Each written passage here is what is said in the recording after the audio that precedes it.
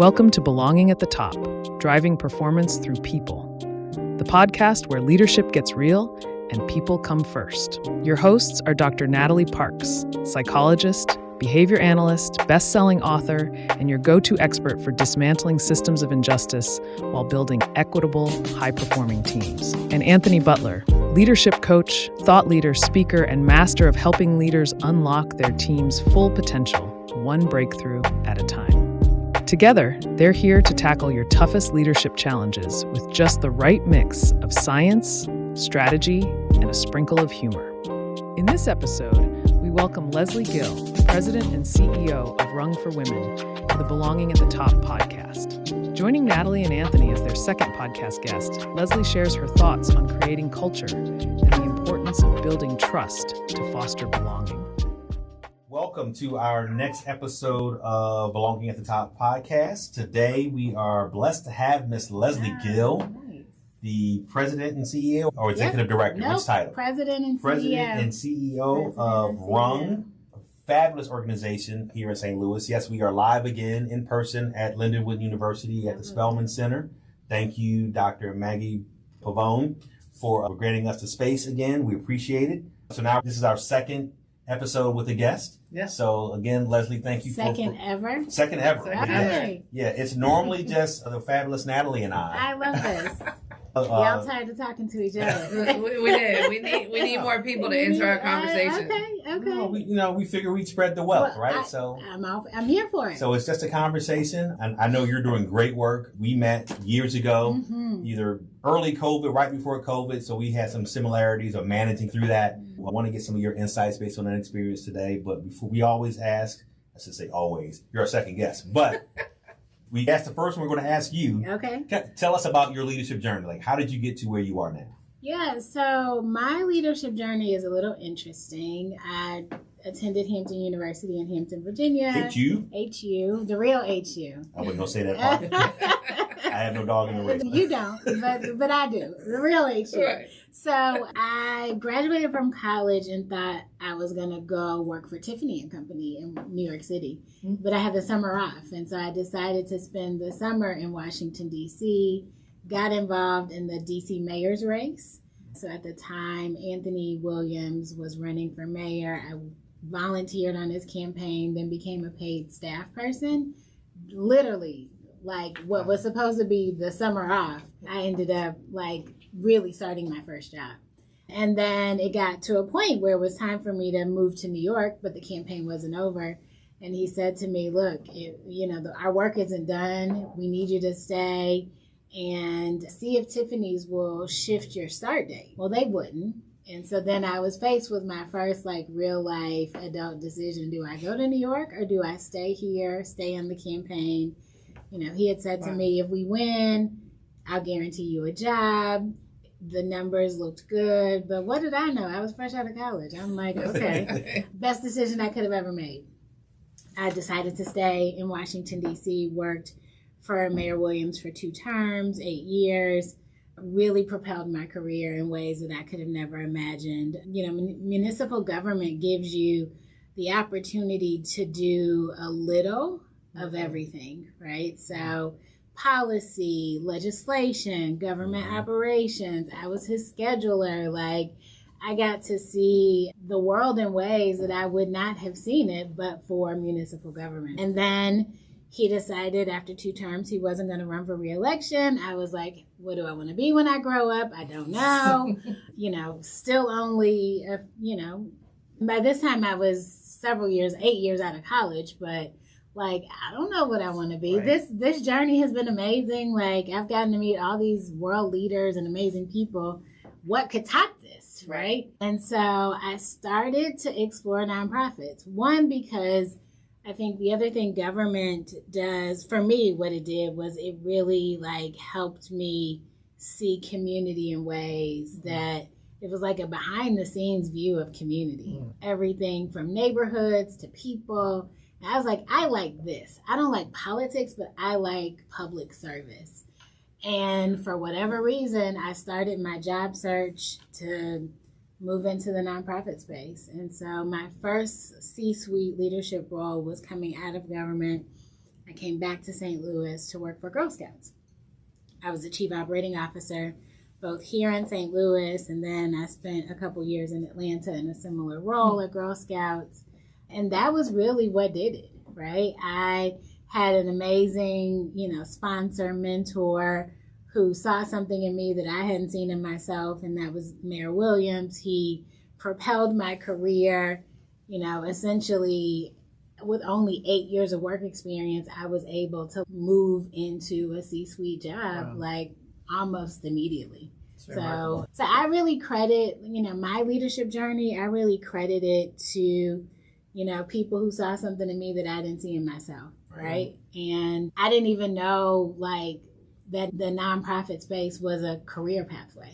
I just was like, oh, I want to go work for an organization that, was instrumental in my life.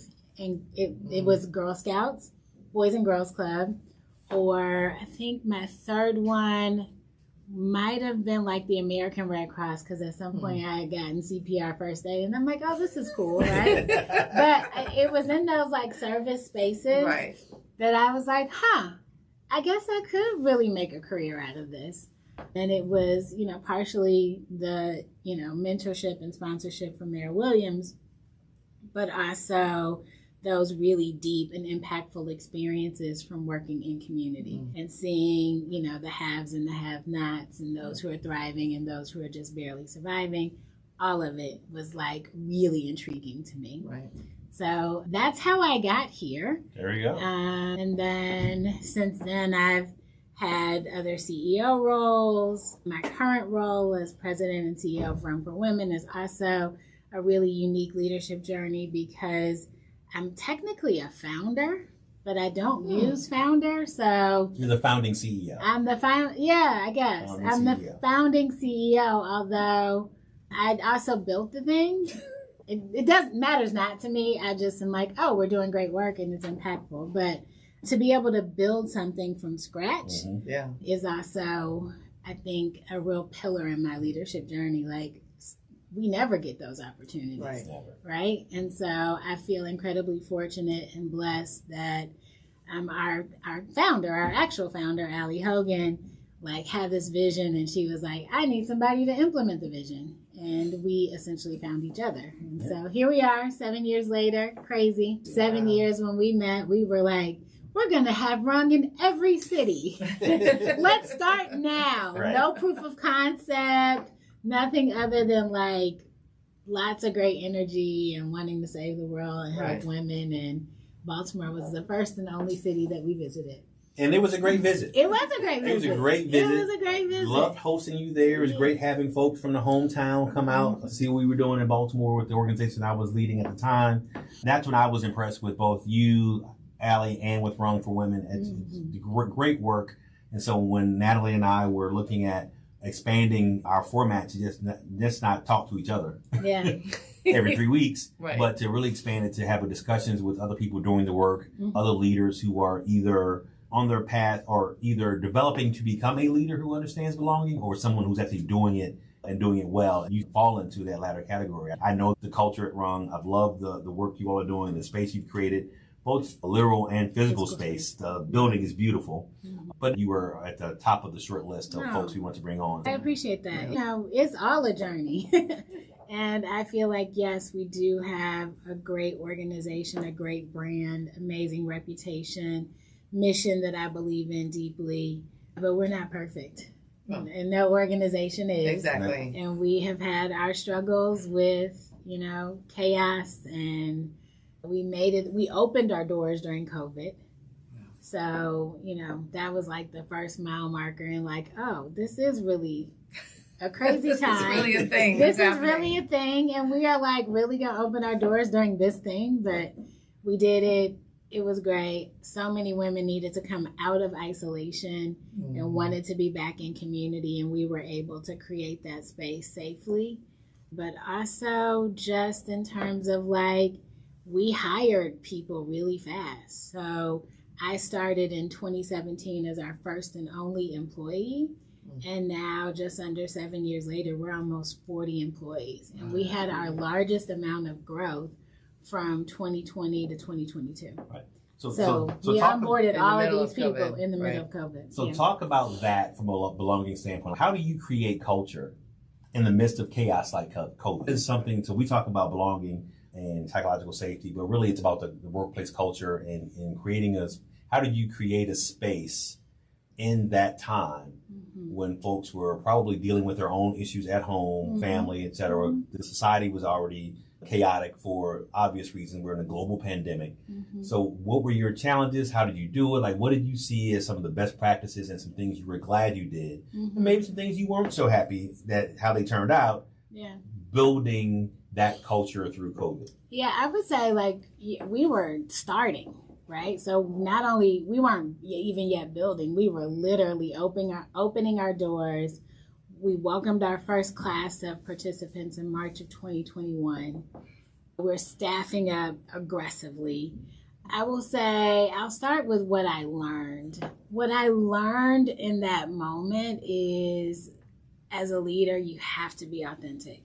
You have to show people who you are as a human before anything else. And so I think for me, I was experiencing the same thing as anyone else, and often losing more sleep because I'm so deeply concerned about everyone else, right? So my kid was home, no school. We were in a bubble in isolation. It was uncertain for me as well, but I still had to lead. I still had to make decisions. I still had to make sure people had some sense of security that, their jobs were safe, that the work was still going to be here, and it was important. So, I think we did all the things other people did. We sanitized, we 6 feet, we did all those things, right? And tried to create an environment that was as safe as possible so that people could be in person. We had the hybrid schedule, and we actually still have many of those practices.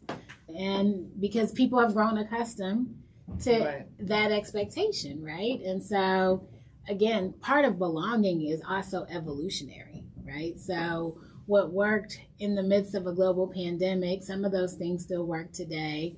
But more than anything, I think my people really value knowing that I'm human just like they are.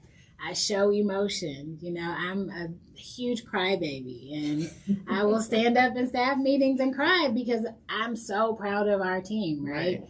And I think crying for joy versus crying because you're upset in the staff meeting are two separate things. I do that too. When I get angry, tears don't come when I'm angry. Other things come. You're not an angry crier. I'm not an angry crier. I'm a happy crier, which works well. But I think just being real, being authentic, showing people that you're on the same journey as they are. As leaders, my personal style is to not sit high and look low. I am very much on the same playing field as everyone else. I just often sleep less and have bigger decisions to make, but I don't show up any differently than the colleagues that I get to work with every day. One of the things that I think is really cool and unique about your journey is being able to create and cultivate the culture, right? Especially during the time that you did. Whereas many people are stepping into C-suite positions with a culture that's already created and either trying to change it or trying to continue it forward. Yeah. What would you say, and given you were in Girl Scouts, which already has a very strong culture, so you probably have seen the difference. What would you say the major differences are, or things that you really thought about as you thought about how do I cultivate and create this new culture? Yeah, so to be perfectly honest, I didn't, and this is going to sound really bad, I didn't know I was creating culture. I really didn't. I didn't set out to create culture, right? I did not set out to do that. I set out to create a work environment that people could be proud of, that people would enjoy coming to, that they would fulfill our mission in ways that was rewarding. I didn't wake up and say, okay, today I'm going to go do culture. Because I don't know that I would even know how to do that. Thursday is culture day. Thursday is culture day. I just know how to be myself. I know how to care for people. I know how I have felt in places that did not feel good. And I wanted the polar opposite, right? So is that culture? Yes. Yeah. Okay. Absolutely. Okay. Well, I did it. Well, I think that Thank you. The key thing there is that you didn't set aside like, oh, and now we're going to do culture, right? You thought more People about wanted what me is to do this. that. Absolutely. I sort of signaled that last year was a really, really, really hard year culturally. I lost a third of my workforce. Oh, wow. Yes. That's huge. And a staff of 30, yeah, a third is a whole lot. Right?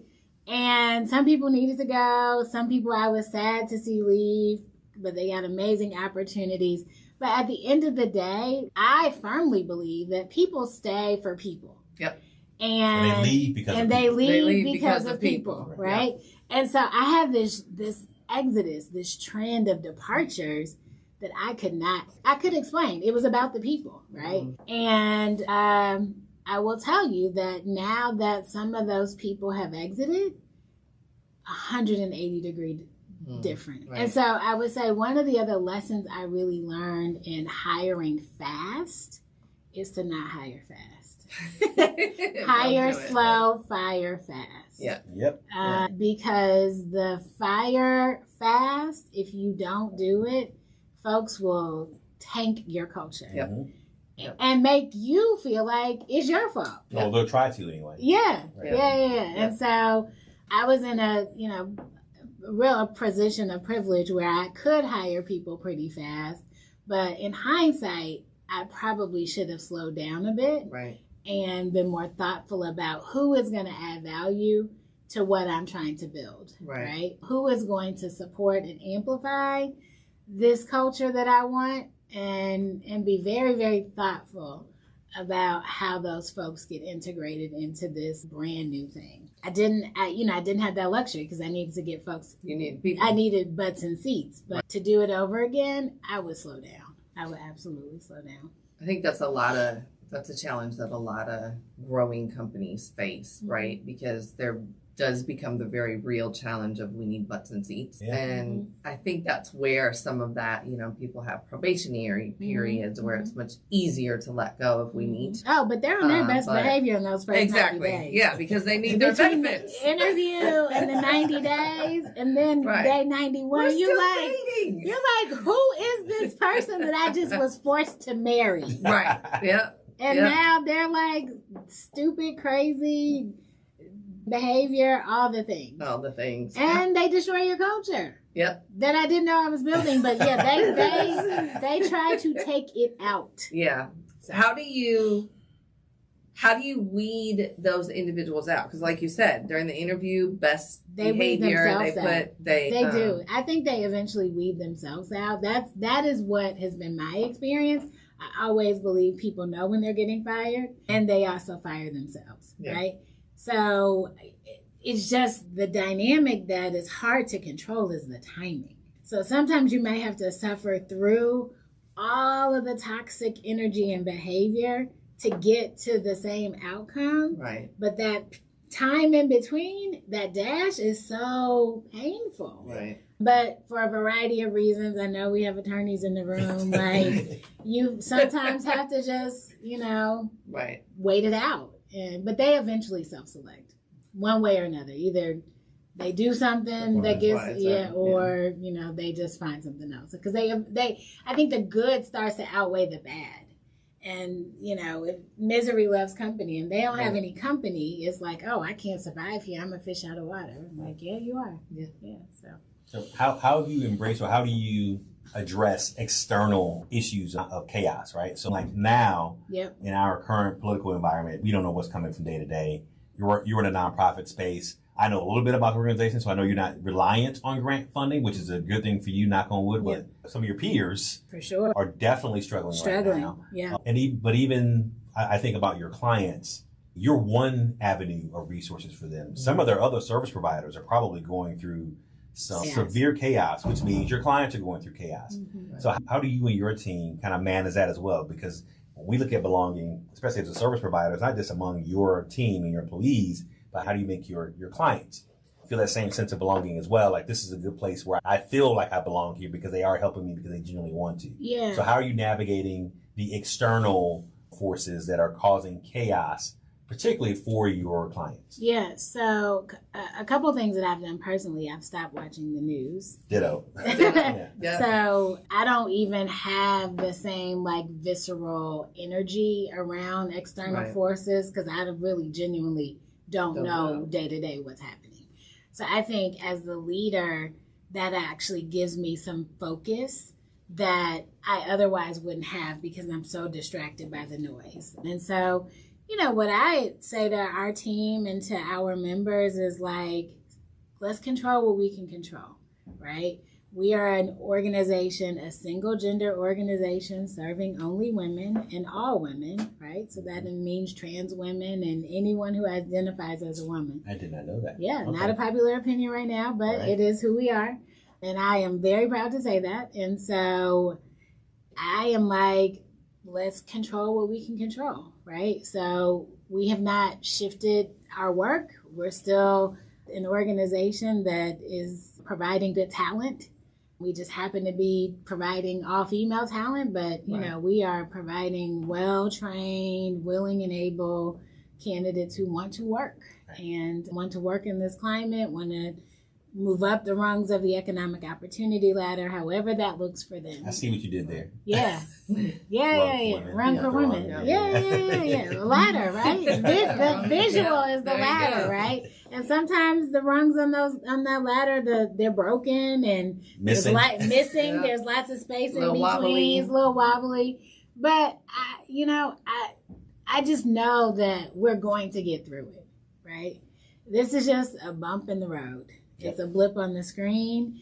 We are resilient people. Like, we've had harder things. Right. And so I just really remain focused on our mission. My goal is to serve more women. So, whatever is happening around me, oh well. Because again, I'm privy to some behind the scenes information. Yeah. Talk about your relationship with Allie and the board. Yeah. I know you and I briefly talked about the importance of trust Yep. and how you and Allie really built that. But tell us about that relationship and what it's like to really have that support from the board of directors. For sure. And I think that applies. I know we're talking about your situation at a nonprofit, but even if people are working for other corporations, having that board support is critical to not only do your job, but to do it well and create that culture. Well, it Yes. fosters belonging, right? Right. Trust is, belonging is rooted in trust. Yep. And so, I often refer to our situation as uniquely Rung. So there are a lot of things about our organization that are unique in terms of our founding, our resources, our physical plant. Like, we were super intentional, and even in our spaces, inviting joy, creating spaces for belonging in our physical spaces. But our founder, Allie Hogan, her grandfather was Jack Taylor, who started Enterprise Rental Car, and their family has been so incredibly generous and committed to St. Louis. And Allie's personal legacy is Rung for Women. And her commitment to women is because there hasn't been a man born in their family in over 70 years. Wow. So she has, her entire life, been surrounded by strong women. Wow. Yeah. Her uncle, Andy, was the last man born in their family, and I think he's 74, somewhere between 74 and 76. Wow. Yeah. That's context. Right. Yeah. Right. Yeah. And so, like, for her, this is deeply personal. Right. And she has made the commitment to, like, advance women in, this region for sure, but beyond the region as well. And so she had the vision. She picked me to lead the implementation, and we are really thought partners, right? And I will say another unique sort of situation about our organization is that we're not turning over board chairs every couple of years. Right. We have made a commitment that, it will be Allie or her proxy. That is written in our bylaws. She's our founder. She will be our board president. She is our primary donor, although we are offsetting from her philanthropy. But, all of those things have allowed us to build some deep trust. We've done some really hard things together. Right. And we've gotten to know each other. And I think sometimes in, board leaders dynamics, you can't foster belonging because you don't trust, because you don't know the people, right? Because there's turnover every 2 years, 3 years. If you're lucky, you might get 6 with the same board chair, but then they're going to term out. And so we have intentionally decided to structurally do things differently, just to ensure that there is sustainability and longevity in our organization. And I think the reason I wanted to point that out, I think that sometimes we forget as leaders, and when we talk about belonging, it's not that we have to create belonging for our staff, that we have to feel like we belong too. For sure. So that's one thing. So I kind of teased the point is that there is a high level of belonging and psychological safety that exists between you and Allie. Absolutely. That I've witnessed in person. Yep. And it's clear how I shouldn't say allow, but the way you lead and are given the space to lead. I think that's because you have that psych safety, you have that sense of belonging. So whether you intended to or not, y'all both were creating culture. Yeah, and you modeled that behavior from the beginning. So I think that's why, again, I was drawn to you and Rung as being part of the show, because I've seen it. I've seen how you all have grown. Yeah. But I think that's something that should be highlighted, because I don't know of too many other situations where you've got a founder, board chair, president, and the president CEO who have that high level of trust and sense of belonging and psych safety that I have seen exhibited by and modeled by you and Allie. So she's not here. Hey, Allie. Hey, Allie. Yeah, she'll watch. She'll watch. Right. But I think it's really good. It is unique. I mean, and it has worked so well for us. I have been in situations where it was the polar opposite. And day to day, and I'm sure we all have, day to day, you don't know if your board is with you or against you. Are you like, am I going to wake up and have a job tomorrow? Like, you just don't know. And when you're feeling that, everyone around you feels that. Your people, your participants, like, there's a level of uncertainty that just comes as a result of those types of dynamics. And so, thankfully, we don't have them. The world could change, right? Anything is possible. But I definitely will also say that, a value that I have noticed as a thread throughout the Taylor family is, like, they really value loyalty. They really value trust and commitment. And I've seen it, as I have had exposure to people who work for the company. Like, there are folks who are still associated with the company who were among her grandfather's first hires. Wow. Right? You don't see that anymore. Right. No, you don't see companies being loyal in that way, and you certainly don't see employees being loyal in that way. Not at all. Not in this environment. Not in this environment. I think the other thing, I mean, in the nonprofits that I've been a part of as they started up, one of the big things that I've seen, especially when there's like a donor, is that a donation is made with a vision, but the donors are not always as intimately involved. And so they put other people on the board, and then they hire a CEO, and then all of a sudden the vision goes elsewhere, right? And then there becomes this tension between, I'm funding this, and yet you are not living and breathing the dream that I had. And you start to see that push and pull, right? And so I think having that, again, unique relationship of where Allie is saying, here's my vision, and I'm going to be a part of creating that vision. For sure. And ensuring that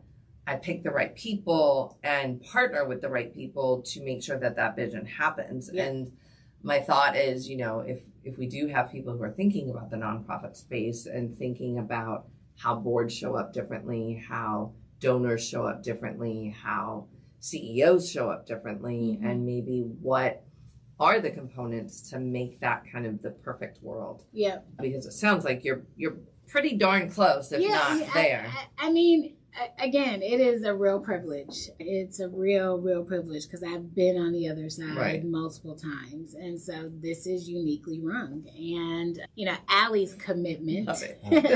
Allie's commitment is also, this is her personal legacy. Right? And so she's vested in ways that, even a donor who is like, I'm going to give $1 million here, $1 million there. I'm going to spread my wealth because I like all of these causes. They're more transactional often. This relationship is very deep, very Right, deep. right. And, you know, I don't take it for granted because I know what the other side looks like. Right. And, you know, it's hard. It's hard to lead in organizations where you're, you know, constantly in conflict with board and staff and out trying to raise money and put on a happy face. And on the inside, you're like, what am I doing? Right. This does not feel good. You are definitely doing something right. I think the other side of that relationship is not only is Allie committed to it, but if there was an issue with your performance, if there was an issue with the culture you did raise, you wouldn't be there for 7 years either. So I think that's for sure. So I want to toot your horn as well, because I think that's a good thing to point out is that whether you thought you knew you were building culture or not, I think you did a great job at it. So I will just add to that point. I mean, I think because we trust each other so deeply, we also have the conversation that if I am not the right person, if that ever changes, like we can have that conversation, right? And do it in a way is like we've done something amazing together. It might just be time. And so because we like each other and care about each other, that helps. That helps, right? It Right. doesn't feel like it's, you know, she's trying to do something to me or I'm trying to blindside her. Like we are very open about how the organization will grow and scale and the talent that is needed to do that. Right. And it might not be me forever. I hope it is, but I'm very honest and we're honest with each other about like, look, we're going to have the hard conversation when we need to have the hard conversation. I think that's part of that humanizing that you talked about early on is, you know, recognizing. I think the more we can see one another as humans, the easier it is to have those difficult conversations, to navigate through the difficult decisions that come. And I think especially right now in a society where we are so used to villainizing people, right? You do one wrong thing and your whole legacy is cancel culture. You're canceled, you're gone. It is so tragic. But when you have those deep-rooted relationships at the top, not only does it set the stage for you to navigate those, but it also sets that model, right? So if I'm under you and you're leading me and I'm watching you have these difficult conversations, whether I see them or not, I know they're happening. Sure. Then it allows me to have those conversations with you as you are my leader, but also for me to do it to the people that I'm leading. Yes. So I think, you know, again, you are setting that culture, whether That's you why we try call to it- or not. That's how we're called belonging at the top. I love it. Look at I that. love Shocking. it. Hey, good job, guys. Nice job coming up with the title. But I know you're on a time crunch and you get a hard stop, so we're coming up on that time. So I just want to say thank you again. Of course. Thank Happy you to so be much. here. Yes. No, it's Appreciate been you. fun. Can't wait to listen. Yes, so Yeah. it will be published soon. But again, thanks very much. With my random phone call, like, what are you doing? What you doing on Friday? What time? Just show up. Just show up. Thank you for showing up. Thank you We for showing appreciate up. you. Happy We do to show appreciate it. And I think this episode really focuses on what our motto is, and that is that great leadership starts with belonging. So thank you very much for being here. Thank Of you. course. Thank you for having me. Thanks for tuning in to this episode of Belonging at the Top. We hope it sparked new ideas for fostering belonging in your leadership journey. If you found it insightful, please like and subscribe to our podcast for more thought-provoking discussions. We'd also love it if you could share it with others who might benefit from the conversation. If you have any feedback or topics you'd like us to cover in future episodes, please email us or drop us a note on Instagram or LinkedIn.